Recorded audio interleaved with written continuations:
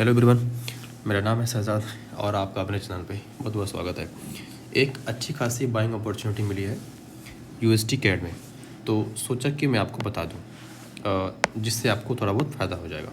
ठीक है, ये जो बाइंग अपॉर्चुनिटी मिली है यूएसटी कैड में, ये मैं किस बेस पे कह रहा हूँ कि यहाँ पर एक ठीक ठाक बाइंग अपॉर्चुनिटी है। लेकिन उसके पहले आपसे एक रिक्वेस्ट है, एक अपील है कि अगर आपको मेरा कंटेंट अच्छा लगे तो आप सपोर्ट करो, चैनल को लाइक, सब्सक्राइब और शेयर ज़रूर करो। और अगर कोई क्वेश्चन हो माइंड में तो उसको कमेंट बॉक्स में ज़रूर पूछो। तो चलिए हम शुरू करते हैं। देखिए,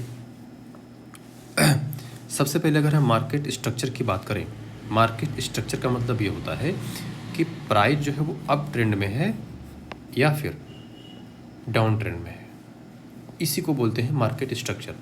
और जब प्राइस अप ट्रेंड में होती है, जैसे कि मान लीजिए इसको हम क्या बोलेंगे, higher low, higher low, higher low, और ये क्या होगा, higher high, higher high, higher high.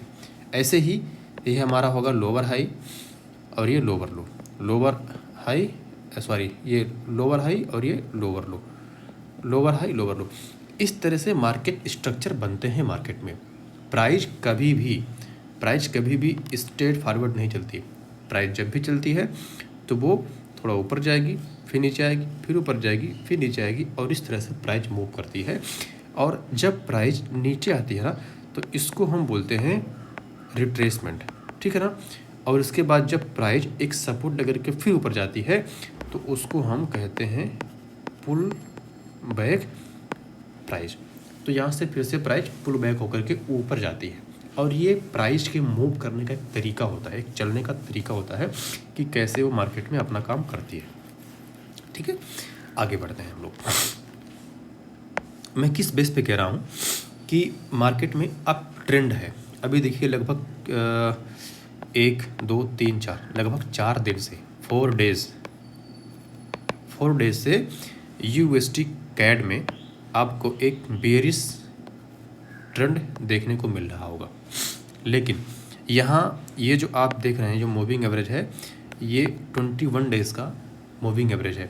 और जब प्राइस यहाँ पर पहुँचती है, मैं थोड़ा सा एडजस्ट करता हूँ ताकि आपको ज़्यादा समझ में आए।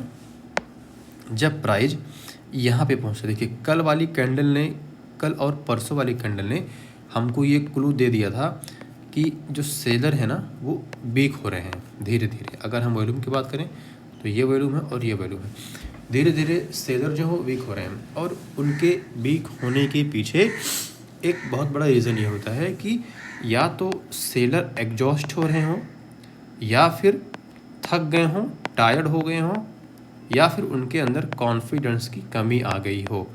ये सारी चीज़ें एक ही, मतलब ये अलग अलग जो वर्ड है ना, इनका मीनिंग एक ही होता है कि सेलर एग्जॉस्ट होने लगे, वो थकने लगे हैं, उनके अंदर कॉन्फिडेंस की कमी आने लगी है, जिसकी वजह से वो आने वाले प्राइस को ऑब्जॉर्व नहीं कर पा रहे हैं, मीन्स वो सेल को ऑब्जॉर्व नहीं कर पा रहे हैं। और जिसकी वजह से जहाँ भी सेलर कमज़ोर होंगे ना, फिर वहाँ पर बायर एक्टिव हो जाएंगे। ठीक है, वहाँ पर बायर एक्टिव होते हैं। अब देखिए, कल वाली कैंडल भी एक एवरेज वीक बेरिश कैंडल बनी, वॉल्यूम भी ठीक ठाक था। परसों वाली भी ऐसे ही कैंडल बनी। और जो कल की कैंडल बनी है, कल की कैंडल ये एकदम से ग्रीन कैंडल बनी है। ये देखिए, ये कैंडल है, थोड़ी सी नीचे वीक है, और ये आपका ठीक ठाक वॉल्यूम है, जिसको हम कुछ इस तरह से कहते हैं। ये वाली कैंडल अगर आप ध्यान से देखेंगे तो ये वाली कैंडल है। अब चलिए, अब हम इस कैंडल के अंदर क्या चल रहा है, मार्केट का क्या सेंटिमेंट है। और जो पार्टिसिपेंट्स हैं, बेसिकली मार्केट में 2 तरह के पार्टिसिपेंट्स होते हैं। एक तो होते हैं बायर और दूसरे होते हैं सेलर। बस यही 2 लोग जो होते हैं वो मार्केट को मूव करते हैं। अब इनमें रिटेल बायर सेलर होते हैं और इंस्टीट्यूशनल बायर प्लस सेलर होते हैं। ठीक है ना, मतलब पार्टिसिपेंट्स भी 2 तरह के होते हैं। और एक तो जो बड़े बैंक्स होते हैं, हेज फंड्स होते हैं, वो लोग बाई सेलिंग करते हैं। और जो एक रिटेल व्यापारी होते हैं, जैसे हम हो गए, आप हो गए, वो लोग भी अपना बाई सेल करते हैं। तो कल के दिन ना जब मार्केट ओपन हुई, तो यहाँ पे देखिए, यहाँ मार्केट ओपन हुई और उस टाइम पे मार्केट में बायर एक्टिव नहीं थे, या फिर हम कह सकते हैं कि वो कमज़ोर थे। तो जैसे ही वो कमज़ोर थे ना, तो जब कमज़ोर थे तो प्राइस क्या करेगी, प्राइस नीचे आएगी। क्यों? क्योंकि यहाँ पर सेलर एक्टिव हो जाते हैं। प्राइस यहाँ तक आई, मीन्स यहाँ तक आई, ऐसे कर देते हैं इसको। फिर जब इस पर्टिकुलर लेवल पे यहाँ प्राइस आई, जो कि पिछले डेज का सपोर्ट लेवल है, क्योंकि पिछले दिन भी प्राइस यहीं से सपोर्ट लेके ऊपर गई थी, तो यहाँ पे सेलर ना एग्जॉस्ट होने लगे, यानी कि थक गए सेलर। और जब वो थक गए सेलर, तो यहाँ पर बायर ने काउंटर बैक किया और प्राइस को ऊपर पुश किया। ध्यान से देखिएगा, प्राइस को ऊपर पुश किया और जाकर के यहाँ पे क्लोज़ किया, यह हो गया हमारा क्लोजिंग पॉइंट। तो इधर हमारा हो गया सेलिंग प्रेशर, इधर हमारा हो गया बाइंग प्रेशर, और कुल मिला करके ये देखिए ना, एक बुलिश इंगल्फिंग कैंडल बनी है। और नीचे जहाँ से भी प्राइस ने सपोर्ट लिया है ना,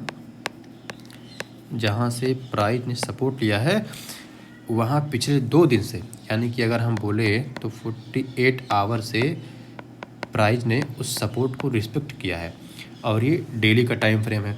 तो इतनी जल्दी तो ये इस सपोर्ट को ब्रेक नहीं करेगी। अगर यहाँ से प्राइस उठी है तो ज़रूर यहाँ से एक बड़े प्लेयर, यानी कि मार्केट में बड़े इंस्टीट्यूशन ट्रेडर इंटर हुए होंगे और वो प्राइस को ऊपर पुश करेंगे। देखिए, बड़े टाइम फ्रेम पे काम करने का एक फ़ायदा ये होता है कि जो मार्केट को मूव करने वाले खिलाड़ी हैं, जो मार्केट को मूव करने वाले प्लेयर हैं, रियल में हमें उनके फुटप्रिंट का अंदाज़ा लग जाता है, ठीक है ना, जिसकी वजह से हमें नुकसान कम होता है और हम एक क्लियर और लॉन्ग टर्म ट्रेंड में एंटर हो जाते हैं। तो ये आपका होगा डेली का टाइम फ्रेम। तो अगर आप USD CAD में इंटरेस्टेड हैं और एक स्विंग ट्रेडर हैं, तो आप यहाँ पे ट्रेड ले सकते हैं। रिस्क रिवार्ड रेशियो आपका यहाँ एंट्री है, तो आपका ये सपोर्ट के थोड़ा सा नीचे आपका SL हो सकता है, और यहाँ पे आपका TP हो सकता है। 1:2 का आराम से आपको सपोर्ट रिस्क रिवार्ड रेशियो मिल जाएगा। चलिए इसी चीज़ को हम देख लेते हैं 4 आवर के टाइम फ्रेम पे। देखिए, 4 आवर के टाइम फ्रेम पे भी अगर हम मार्केट स्ट्रक्चर की बात करें, तो ये देखिए, ये और ये कुछ दिख रहा है आपको, ध्यान से देखेंगे तो दिखेगा। ये आपका हो गया यूँ करके यूँ, ये देखिए इधर सपोर्ट ले रहा है, यानी कि 48 आवर से प्राइस ना इसी सपोर्ट को रिस्पेक्ट कर रही है। ये आपका हो गया बैलेंस एरिया, इसको हम बैलेंस एरिया भी बोलते हैं, फिर बैलेंस जोन बोलते हैं। अब प्राइस यहाँ से सपोर्ट ली है, यहाँ से रिस्पॉन्सिव बाइंग पर बायर कर रहे हैं, और यहाँ पर एक रीअकुमुलेशन भी हो रहा है, ठीक है ना। तो अब प्राइस यहाँ से ऊपर जाने के 100% अंडर तो नहीं, लेकिन 70% चांसेज हैं कि प्राइस यहाँ से ऊपर जाएगी। चलिए अब इसी को हम थोड़ा सा वीकली पे भी ऑब्जर्व कर लेते हैं। ये देखिए, वीकली पर भी सेम चीज़ें हैं। आपका TP कम से कम यहाँ तक के ट्रेंड जाएगा, और ये देखिए मार्केट में एक बुलिश ट्रेंड चल रहा है, और यहाँ पे एक ठीक ठाक सपोर्ट लेवल भी बना हुआ है। तो आपकी मर्जी है, अगर आपको लगता है कि USD CAD में प्राइस ऊपर जाएगी, तो आप डेफिनेटली एक छोटे लॉट से रिस्क रिवार्ड मेंटेन करके आप इसमें इंटर कर सकते हैं। मिलते रहिए, पढ़ते रहिए। बहुत बहुत शुक्रिया आपका, थैंक यू वेरी मच।